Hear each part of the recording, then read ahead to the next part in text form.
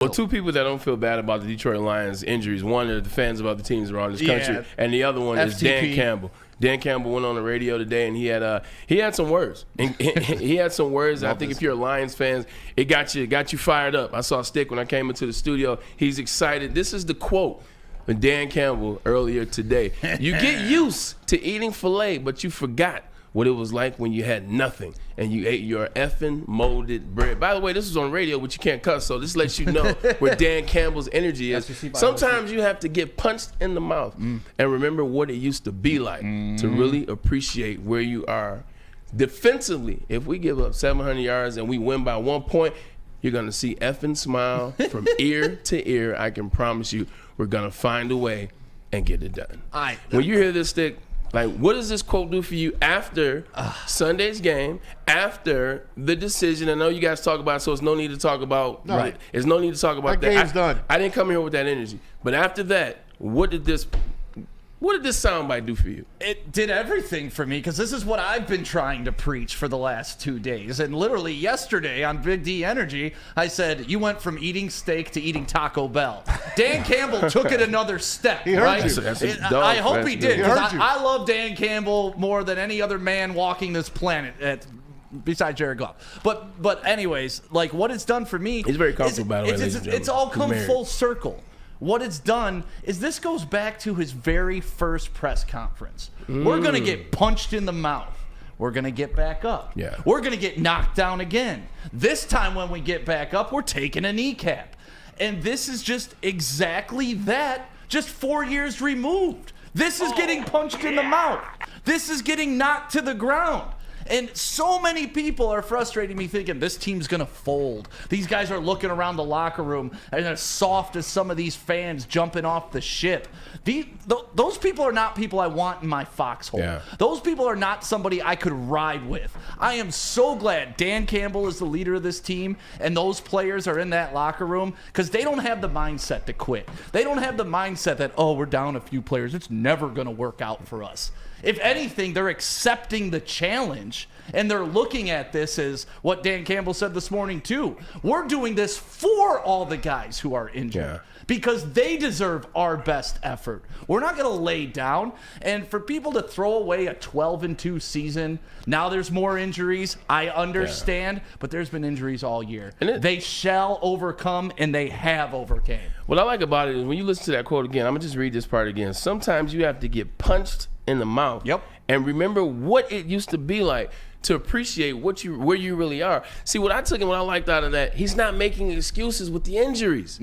He's not allowing the excuses that the injuries, whether it's Alexander Zaloni, whether it's Aiden Hutchinson, whether it's Dave Montgomery, or however many others are injured, Carlton Davis, he's not using that as a crutch. He's simply saying we got punched in the mouth as a team, not bit by some injury bug. So they kind of got me fired up too. Yeah, well, that's what men do, right? Yeah. And that's what you're seeing. There's not a lot of men left in the world. Manly men. Yeah, like real men that take credit and take full responsibility and accountability for the situation they're dealing with. He's not going to cry about it. He's going to find a solution for it. And I'm so glad he's built like that. You know damn well Aaron Glenn is built like that. You know Ben Johnson is built like Ben Johnson going to dive in his bag. Yeah. They're going to be a more fun team to watch because they're an injured animal now. And what's the most dangerous thing in the world, Braylon? An injured animal. An injured animal. A wounded animal. Exactly. Tom Maswell, 11 months ago, after the NFC Championship game,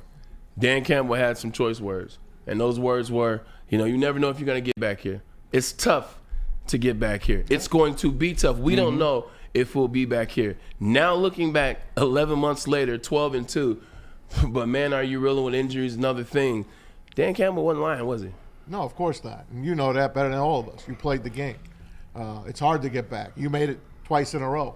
But your other teams came up short. Yeah. And it hurts when you come up short. And we'll play that sound for you a little bit later again, just to remind you of how deep that cut. But that guy looks like the same guy that I'm looking at today.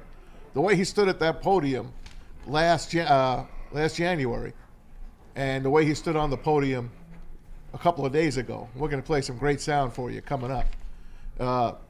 He looks like the same man, and he is the same guy. And this team Sure, they're wounded. They are beaten like hell. 22 guys between injured reserve, out for the year, out for weeks, whatever. But they have what it takes. They have the right leaders, and they're going to get it done. This David Montgomery injury is probably the worst of all the injuries. Him and Aleem McNeil. See, I disagree. I'm not even going to – all right, I'm going to give you a chance. Okay. I'm going to say, obviously, Aleem McNeil is a huge injury. I'm not even counting Aiden Hutchinson because that's so long ago. But Aleem McNeil in the middle of that line was top 5 in quarterback pressures, sacks, what have you. And he's the guy that lets Zadarius Smith and others get to that quarterback. And Zadarius only played about 45% of the snaps. 43, yeah. Yeah, I don't know what happened with him. Maybe he had a bad day. Maybe he's banged up. I don't know. But the Montgomery injury, I think, is a bad injury. Now, you got guys to come in, but there's no David Montgomery waiting in the wings. And he would have loved to take another shot at the Bears coming up on Sunday. But I believe in this team. And look, they might not be the best team, like I said earlier, right now. But they have the best leaders. They are the most kumbaya team in the NFL. Look how good Philly is.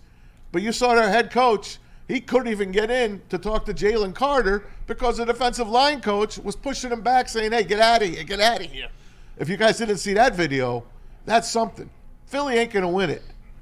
The Packers are probably the team that is going to be the hardest out for the Lions. And we'll find out as it lays out in the playoffs.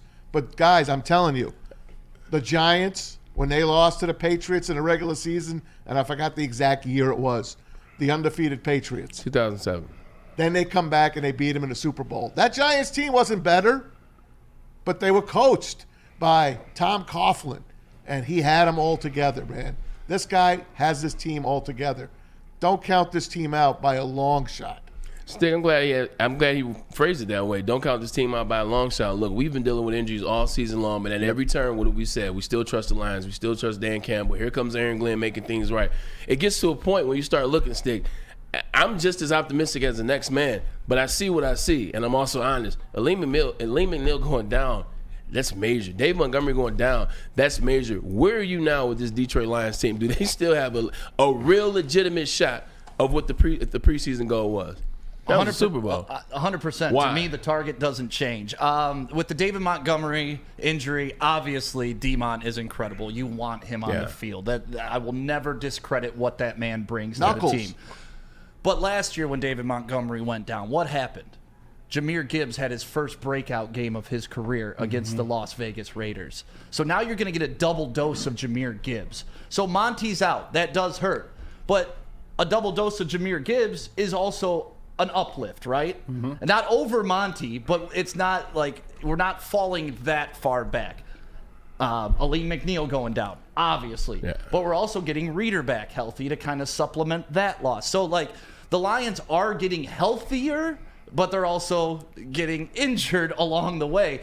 And it's not like you can always replace these guys, but I do think there's enough in the tank to be able to cover these holes. Don't forget Carlton Davis, the leader of that Carlton Davis is a big one, but they have played games without Carlton Davis this year. And but they have won. Not all the way, though. But they've won those games. Yes. They've won all these games throughout injury, so I don't know why now I'm supposed to believe they can't survive injuries. I don't believe. I'm with you. And if you don't believe me, believe Las Vegas.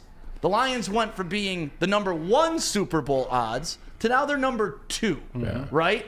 Number 2. That means Vegas still thinks, with all these injuries, they're better than 30 teams in the NFL.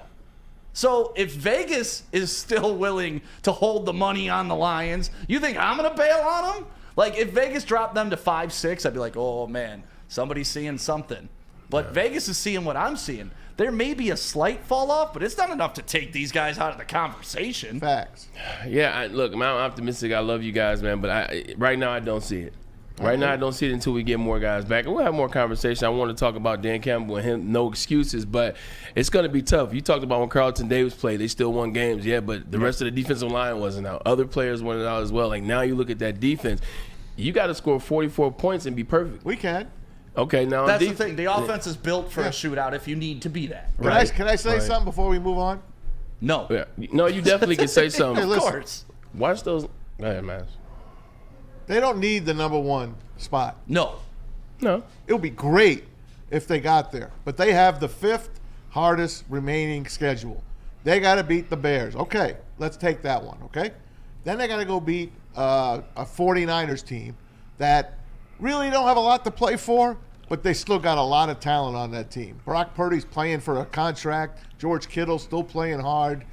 They got some great guys on defense, obviously. That's not an easy game at San Francisco.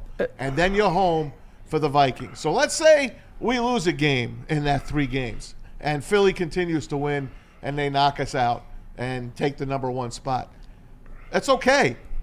As long as you're still in the playoffs, you got a shot. And I think you got a really good shot because this team wins equally on the road as they do at home. You know why? Because our Lion fans, they travel. Where are they going to go where we're not going to go? Well, they perform better on the road. They're going to be fine. I'm just saying, if they don't get the number 1 seed, and of course I want them to, they need that week off. But don't worry. I'm telling you, the Giants were road warriors. They went on the road as a wild card and won the damn thing. The Lions can do the same thing. Yeah, the Giants were also at full steam. They had the best defensive line in the NFL that year, led by Michael Strahan. Still only won 9 games. And big understood, and they got hot late, but the health was there. Like, I understand. I get it. 100%. Like, I look at this team now, and I love this squad. You know I love this squad, but you got to be honest. We got to stop just saying, oh, well, they'll find a way. It's crunch time. Did you see what those linebackers look like on defense? They figured out. They know what the Lions scheme was, running that running back out of the backfield. But how many teams have a Josh Allen? Right, that's Buffalo. We're not going to see them to the end. Like, you saw Caleb Williams last night. Hold on. The goal wasn't to get to the NFC Championship game. The goal was to win the Super Bowl. Right. This conversation is about the Super Bowl. Yes. Right, but they're getting linebackers back by the time they reach the Super Bowl. We could beat Buffalo in a rematch. I think so. Okay. You didn't see it on the field that they could? Not this. You got 7 weeks to the Super Bowl. 8 weeks. Aiden Hutchinson will be back. Come on, Braylon. Look, today as it's currently constructed, the Lions aren't built to beat the Bills in a rematch. That's just my opinion. They beat us by 1 possession. And the Lions didn't play their best ball. I thought D-Mac brought up a good point about that game. The Bills probably played their A-plus game, maybe A game. Yeah, definitely A game the first 3 quarters. Lions probably played B-C, right? Yeah. So if the Lions played their A game and the Bills played their A game, obviously it would be a different matchup than what we saw on Sunday. They were a better team on Sunday. They weren't.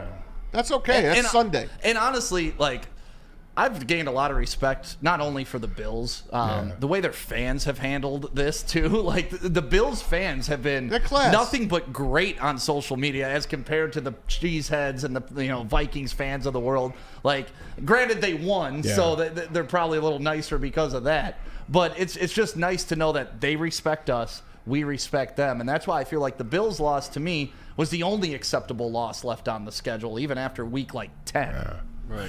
It's going to be tough, especially these last 3 games. You bring up the last 3 games, and this is what I see. I see a Chicago Bears team that hates the fact that the Detroit Lions have supplanted them in this rest of this division. Don't you think they would love? Don't you think they would love to beat the Lions? They should have beat us on Thanksgiving. And spoil what the Lions can do this season. Don't you think the Vikings are now like, oh, my God. Yeah. And you bring up the 49ers. The 49ers, they got nothing going this season except to beat the Detroit Lions. Yeah, but the Detroit Lions also have that chip on their shoulder from last year. True. And the Bears they were full strength. How many players are missing from last year from that game? The Bears want to beat us, just like chip. I wanted to be in the NFL. Yeah. It doesn't matter what I want. I wasn't skilled enough to do it. And watching the Bears last night, my God, that team is in disarray. That coach has no connection. Like, it almost looks like Eberflus was the only thing keeping that show together. Honestly, like, getting rid of him, they've only regressed since then. It was crazy. They've nailed this year in, but Braylon's right on the one thing. This Sunday is their playoff game. They would love to smack the Lions. Yeah, they would and I know love you to. just said what you said, and they have enough talent to do it. They should have beat us on Thanksgiving. They should have. There you go. No. The Vikings defense is better than the Buffalo Bills defense. The Eagles defense is much better than the Buffalo Bills defense. For sure. 100%. So, yeah, you scored 44, and you made it to 42. You made it a shootout. Guess who else scored 44? The Rams. Yeah. The Rams just scored 44, so their defense isn't a good defense. When we're talking about teams in the playoffs that you'll have to potentially see, including the Vikings last week of the season, I'm looking at their defense much better. So now it becomes a harder shootout. It's tough to score 42 on one of those type defenses. So it just makes me pause for the cause as opposed to just saying like, oh, it's going to work out. Listen, I'm not putting my hand over my eyes and saying none of this is happening. They're still okay. Everything's fine. But I'm also like, I got a lot of respect for these men in the locker room. You see the pride every time they step on the field. They're not going to back down. And I got their back until they do. Dante151 send in the super chat. Make sure if you want your chat mentioned on the air, you hit us with a super chat. Braylon, did you forget about what the Packers did in 2010 when they suffered all those injuries and they went on to win a Super Bowl? Let's slow down. Yeah, I remember that Packers team because I played against that Packers team in 2010. We lost to them 10-9. We should have been in the Super Bowl playing against them. But, hey, if ifs and fifths and candy nuts, you know how this stuff goes. So, yes, I do understand that. Who was that Packers quarterback? It was Aaron Rodgers in his prime. It's Aaron Rodgers in his prime. So, like, hey. We got Goff in his prime. This is. I'm not comparing him to Aaron Rodgers, but he is playing as well as any quarterback in the NFL. Take away Josh Allen. Who was 52 on the outside linebacker that year for Green Bay Packers? Wasn't his name Clay Matthews? Oh, yeah. Okay. Clay Matthews was pretty good. Yeah. He was a good ball player. Then they have A.J. Hawk, too. Who was the safety that won MVP on defense, I think? Woodson? Ah, yeah, that guy. Woodson. Oh, yeah. You talking about that 2000? Yes, I understand in 2010 they had their players there in attack. Look, this isn't me, trying to make you guys feel down. As a now vested Lions fans, I'm just worried. Like, you keep getting players injured, and I'm looking at what's going on. So, yeah, I had to get on my soapbox. I wasn't here yesterday, so I didn't get a chance to have that conversation. But back to the original, which is there are no excuses. Injuries being one of them. Dan Campbell talks about it. I'm good. I woke up yesterday. I'm ready, man. I've got controlled fury, and I'm ready to go. I'm absolutely ready to go. I don't go the other way. So, and the team won't either. We're on a mission, and we're not going to feel sorry for ourselves and wallow in everything. We had plays to make, we didn't make them, and it's a tight game, a good opponent, playoff type atmosphere, and you got to make that one extra play that we didn't. And so we will use this as fuel. I got pure octane right now. I woke up, I'm ready. So we're moving forward. About this and sticker Mads, whoever wants it. I think Mads looks excited. You look excited. Remember when Dan Campbell would lose in the past? And at the podium, and at the press conference, his body, he was standing back. His hat, back, or his hat would go in, or he just looked flustered. Even when they were winning last year, when they would lose a game, you see him at the podium, and he just like couldn't figure it out. This is leaning forward. This is still engaged, man. This is a guy that maybe he sees the same thing that you see. He knows what he's talking about. And look, not once has he ever brought up an injury on any type of anyone that's talking to him. Or if he does a press conference after the game. We lost 3 guys on Sunday. He didn't bring it up. You know why? He didn't bring it up. Because that's a loser mentality. Because it don't matter. Right. It don't matter. And I use don't for effect. Listen to me, man. I'm just like Campbell. It's like, hey, listen, man. This guy is a leader. This guy is a great coach, and he has a great staff. They're not going to allow anyone they pick up off waivers or practice squad. These guys are going to come here and play like they should have been drafted. That's what everyone that has been doing. El Mohammed, I can't wait to see this guy get unleashed again. He's going to tell O'Connor, listen, you're a Lee McNeil now. You've got to be him. And he's going to play the best he can. And there'll be other people helping. And those 2 rookies in the backfield, Terry and Arnold. Well, Rakestraw not back yet, but Terry and Arnold. Rakestraw's he's trying to back. I know, but he's not back yet. Who's going to play number 2 DB? Is it I know Amik Robertson? Probably. Amik Robertson. They might move Brian Branch. And Branch is playing hurt, by the way. He is injured. He is playing hurt, and he keeps coming back. You see the 2. You got some mean 2 duos coming up. Chicago Bears duo, and then the Minnesota Vikings duo. Like I said, Bray, we're going to the playoffs. It just matters if we're number 1 or number 5. Those are your 2 numbers, 1 or 5. And anything could happen between 1, 4, and 5, and 7. Anything could happen. It depends on the matchup for the week. The Lions, don't forget, they have owned the NFC North. So the Packers coming in, the Vikings coming in, they got to beat a team that they look in the rearview mirror and say, well, these guys got our number right now. I don't know if we could take them. Braylon, I got a question for you. Yep. If the Lions come out on Sunday and absolutely roll the Bears, what's the narrative? Or is that doesn't really matter? You're supposed to do that. It's the NFL, so a win is a good win, regardless, especially at the end of the year. But it won't move my needle much. Man's talking about this is the Bears. It'll move it a little bit. Look, it's still on the road. It's Chicago. It's in a rival. They want to beat the Lions as bad as anything. So, yes, it would move it a little bit, but this is not a team that I'm worried about. This is not a team I'm thinking about, and this is not the game where I'm like, these things really matter. I think the players that you're missing, this won't necessarily be the game to decide it. You brought us something that was interesting. Jahmyr Gibbs was drafted number 12 overall, correct? Correct, sir. Okay. Man, so that's a first-round pick, right? Yeah.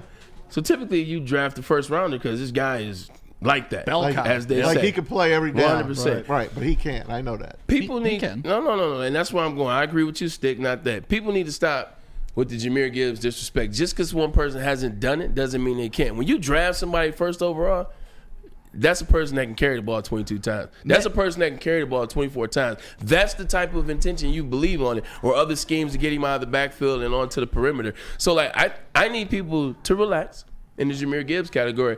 You don't draft somebody in the first round, especially top 15, if you don't believe that they can be that at your position. Jahmyr Gibbs, we just haven't seen it, like you said. I agree with you. Maz, what don't you see in Jahmyr Gibbs? I love it. He's my favorite Lion. Okay. He's my favorite Lion. He just doesn't see the bruiser what that can't he do in David your Montgomery is. I don't know if he can play every down. I don't know if the Lions want him to play every down. But I don't think he has to.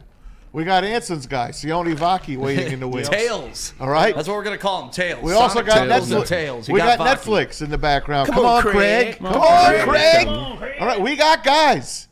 All right? We're going to be okay. We're going to be okay. All right? We're not, you know what? We start the game with Monty. So that's got to change. We'll see how they start the games now. And we'll see what Ben Johnson can dial up for Jahmyr Gibbs now that Knuckles is gone. Sonic is still there, man. And like I said, I have complete faith in him. I just don't think he's an every down back. So I talked about that Oakland game last year when when Montgomery was out and Gibbs got his real first shot at a starter's carries, right? Pretty distinct, though.